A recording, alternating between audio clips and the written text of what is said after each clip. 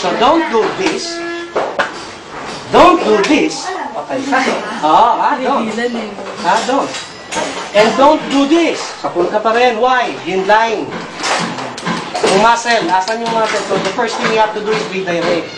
So redirect. First, in with an attack. You don't redirect and then wait there. No. How do you redirect it? Huh? Oh. Disarm. Hit the groin. You don't wait. You have to put your hands up. Bakit? As you put your hands up, ang lapit na sa weapon.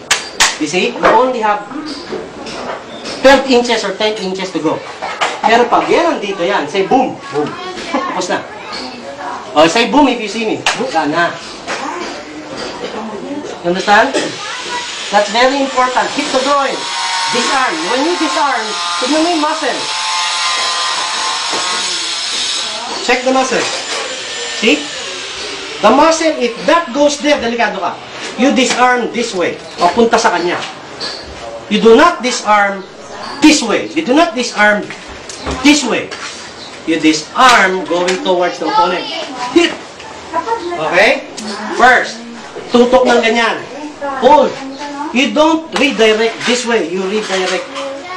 Sigurado ka, ito. Saan yung kanyon? Tignan mo kung saan pupunta yung kanyon.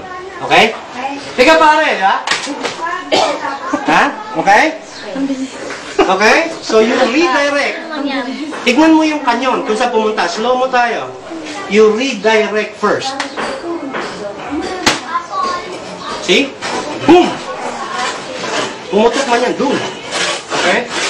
Pag ganyan, ganun din. Pare, di ba? Redirect. Hit the groin. Then disarm. Wala nang baril.